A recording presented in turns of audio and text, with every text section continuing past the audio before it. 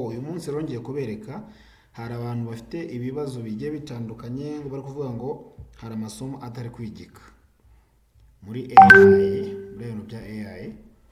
Hanyuma uraza hano ufungure link nk'ibisanzwe, ngira ngo aya ma link menshi muri afite.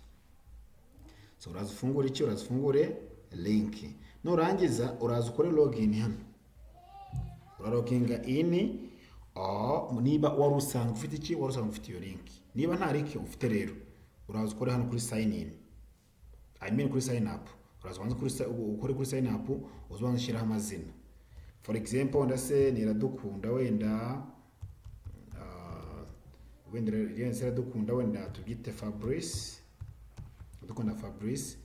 So ushyiremo email wenda se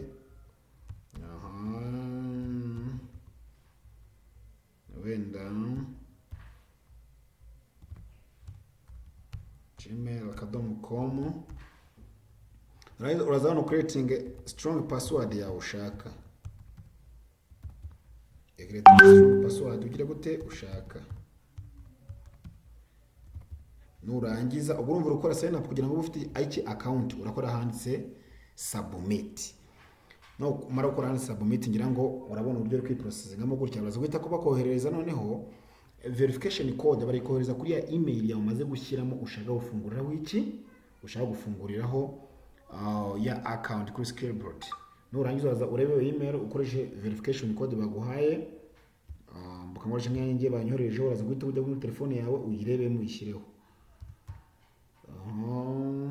Kane karindwi hano ukore ahanditse submit, ngira ngo tugendane intambwe kugenda kanako kandi step by step. Numara gukora ahanditse submit hano, urabona ko iri kurodinga kugira ngo umuntu agere kuki, murabe yabanze kugera kuki ku maso maze kubanza hano uri kwamaze kugeramo uselecting igihugu cyawe. Ese uruwaye uru mu Rwanda kuvuga ngo amasomo ari kwigwa n'abantu bo kwisi hose. So mbongira murabireba, for example ni hano ni mu Rwanda. Nurangiza ushyiremo information zazuzuye uze additional bona uzahitamo se uri ushaka akazi, se uri umunyeshuri ukora ibindi uri college professor, se uri kugira ngo ukoze akazi kawe. Nurangiza ukora handitse yes hano, then after uze guhita wongera ukirika hasi ubone uko confirminze bino bintu kubyemera kubana nabyo, ndetse niza ayagira ukora handitse submit. Nurangiza uzareka processing bityo accordingly urako bagwaye ngo successful your account is created. Icyo tugiye gutangira urajya handitse go to Skillboard. Icyo ugiye gukora sasa nta kindi rero, wowe ugiye gutangira kugira gute, ugiye gutangira kwiga. Ukigera hano mbere na mbere ikintu ugomba kubanza gukora, urabanza ukore enroll. Urabanza enrolling wemere ko uri mwa bino bintu ubyemere gutya. Ukimara gukora enroll wabibonye, wana ko hano dufite module. Hano hari module ebyiri ubwo ni kuvuga ngo ntarimo complete inza. Hano hari eshatu ni nakantu kameze nka additional ka digital credential information.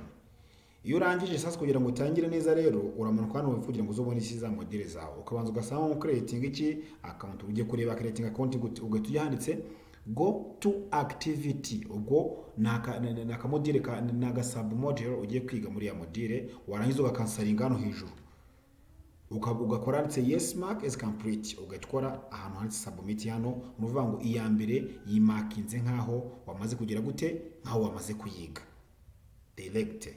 Nurangiza urakupa hano usubire kuri ya link yawe ya indi ya mbere winjiyeho bwa mbere na mbere.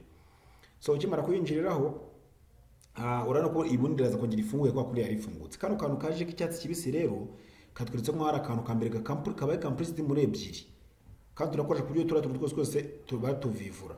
Utuza hano kuri unaccept video, nawe ujye kuri go activity. Video irasa nk'iplayinga, ubanze uburyo y'iplayinga, so urayitega amatwi yumve urebye bakubwira. Nurangiza completing this learning experience earns you a digital credential. Digital credentials are verifiable and portable records of your achievement.